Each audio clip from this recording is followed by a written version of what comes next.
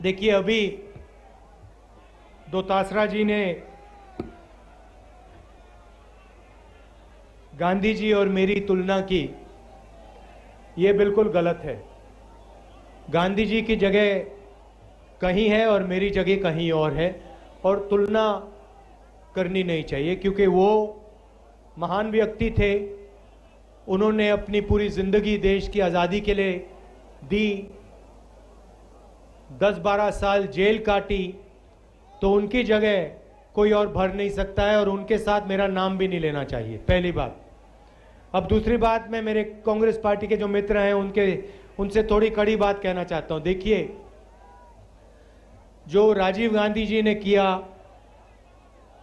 इंदिरा गांधी जी ने किया, वो शहीद हुए, उन्होंने जो करना था किया और अच्छा किया। मगर कांग्रेस पार्टी को हर मीटिंग में यह दोहराना नहीं चाहिए। देखिए, महात्मा गांधी जी ने जो किया वो कर दिया, जो इंदिरा गांधी जी ने, जवाहरलाल नेहरू जी ने, राजीव गांधी जी ने, सरदार पटेल जी ने जो किया कर दिया, वो अच्छा है।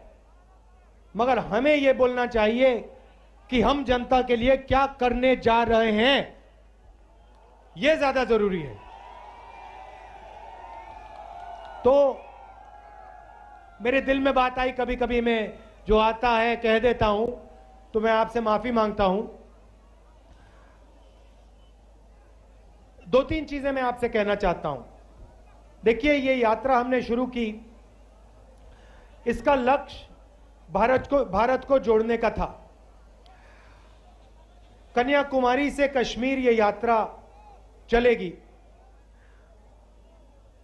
और ये 2-3 मुद्दों को उठाने के लिए हम चल रहे हैं।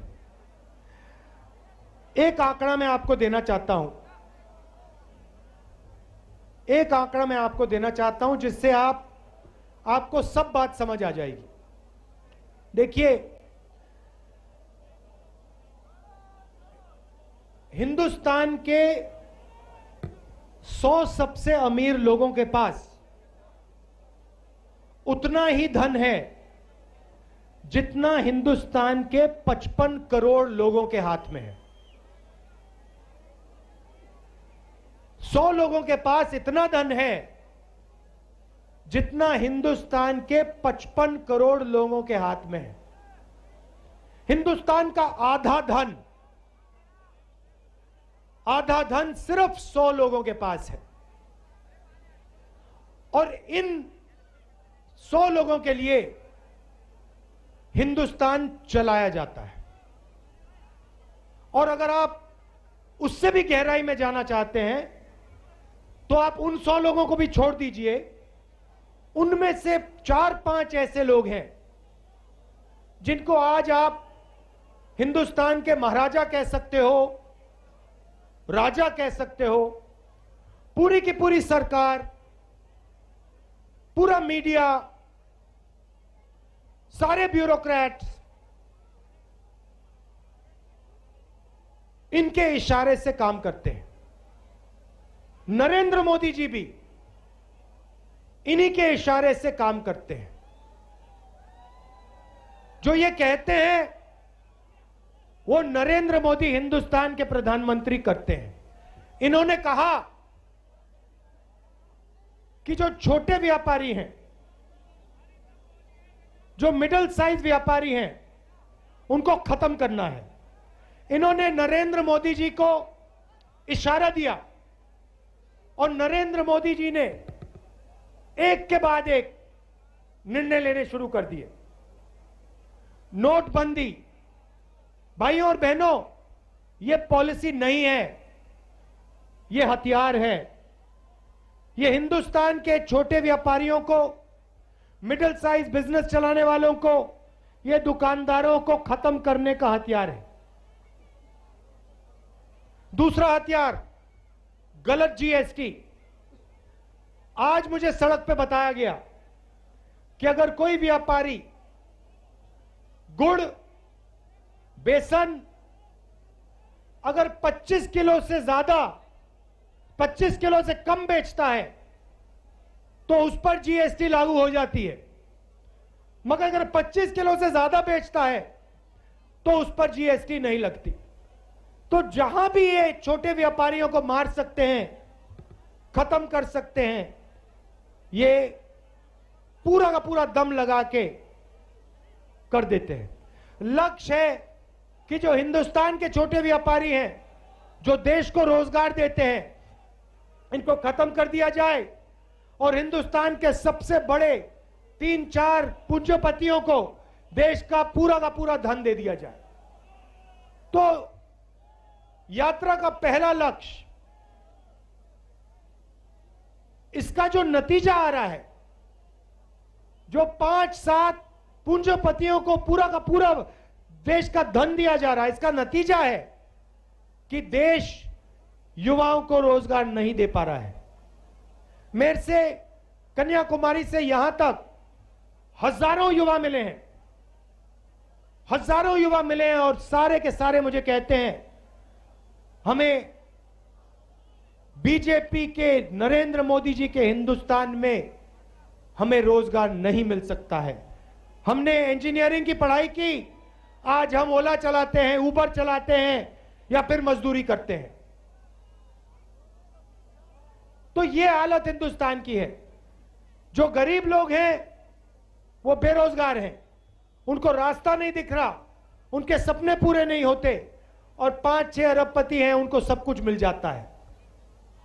एयरपोर्ट मिल जाते हैं, पोर्ट्स मिल जाते हैं, सड़क भी वही बनाते हैं, खेती भी वो करना चाहते हैं, इंफ्रास्ट्रक्चर भी वो बनाते हैं, टेलीफोन का सिस्टम भी वो चलाते हैं, सारा का सारा उनके हाथ में है। और इससे देश को बहुत गहरी चोट पड़ रही है। तो पहला मुद्दा भारत जोड़ो यात्रा का बेरोजगारी के खिलाफ खड़े होने का है।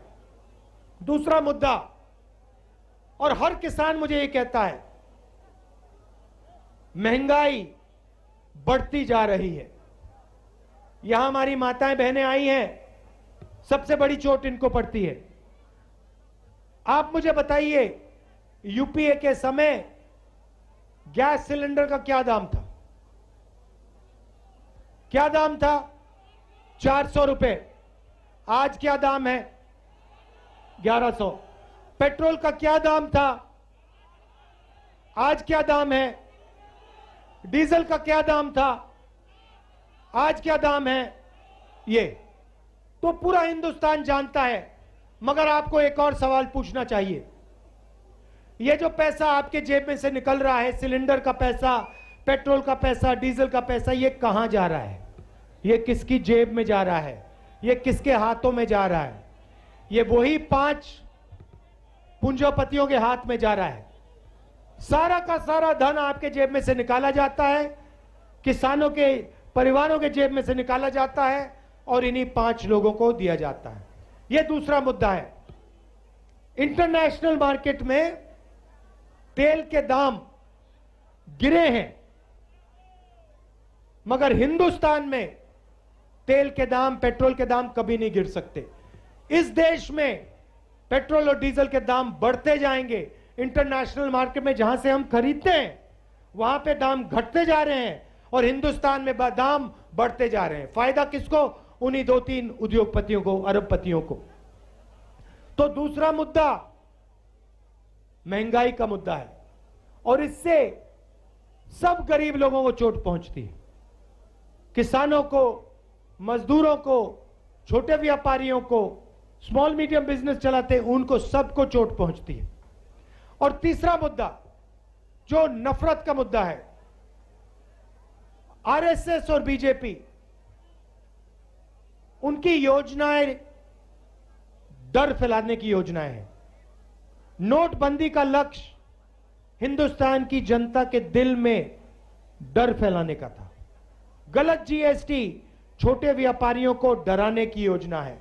जो आज बेरोजगारी है उससे डर बढ़ता जा रहा है और इस डर का फायदा सिर्फ बीजेपी और आरएसएस को होता है, क्योंकि वो इस डर को नफरत में बदलते हैं। उनका काम ही डर को नफरत में बदलने का है। उनके पूरे पूरे संगठन यही काम करते हैं, देश को बांटने का काम करते हैं, नफरत फैलाने का काम करते हैं और डर फैलाने का काम करते हैं। और इसीलिए भारत जोड़ो यात्रा का तीसरा लक्ष्य और शायद सबसे जरूरी लक्ष्य, देश में जो डर फैलाया जा रहा है, नफरत फैलाई जा रही है, उसके खिलाफ खड़ा होना। भाई और बहनों, मैं आपसे पूछता हूं, आपके परिवार में अगर लड़ाई हो, भाई भाई से लड़े, बेटा पिता से लड़े, माता बेटी से लड़े, तो क्या उस परिवार को फायदा मिलता है? फायदा होता है परिवार को कभी? ऐसा कोई परिवार है जो बांटा गया, जिसमें लड़ाई हुई, जिसमें नफरत है और वो आगे बढ़ गया?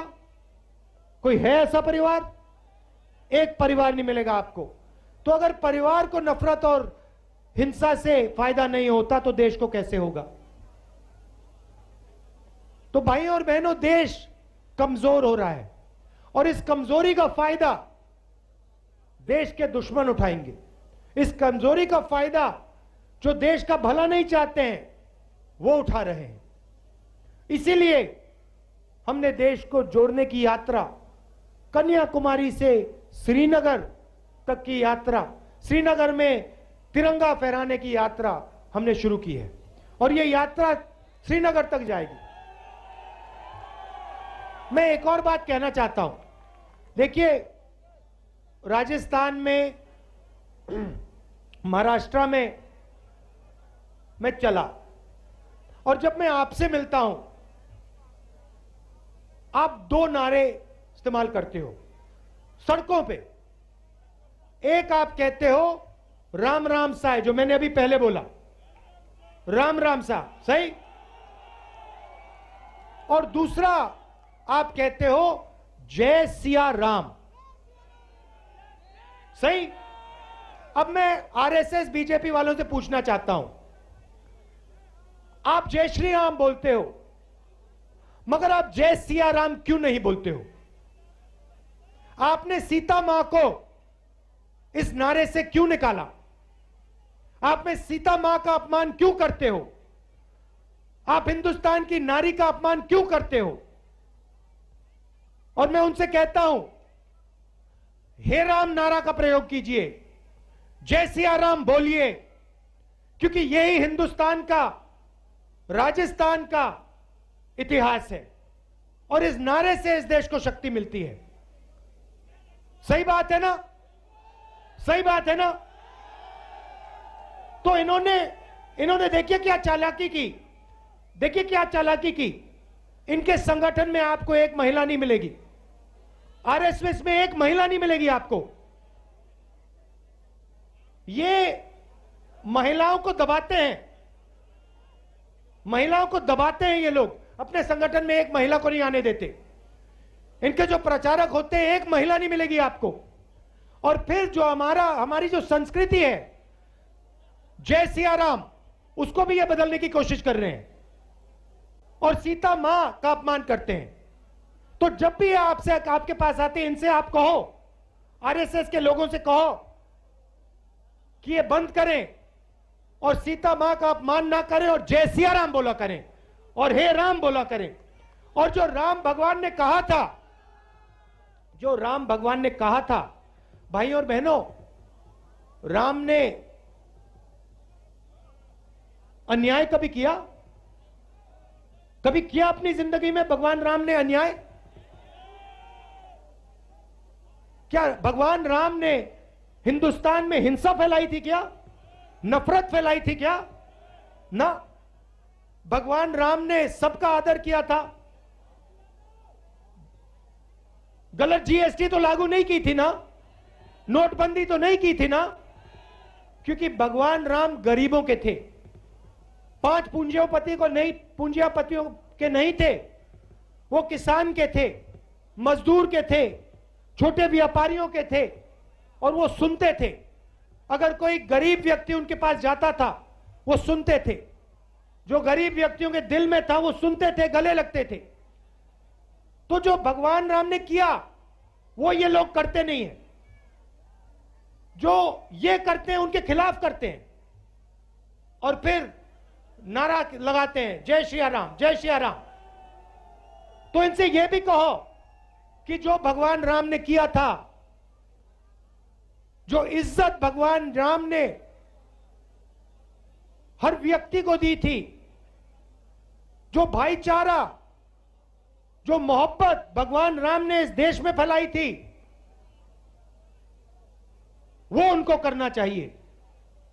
नफरत नहीं फैलानी चाहिए, डर नहीं फैलाना चाहिए और सही नारा का प्रयोग करना चाहिए।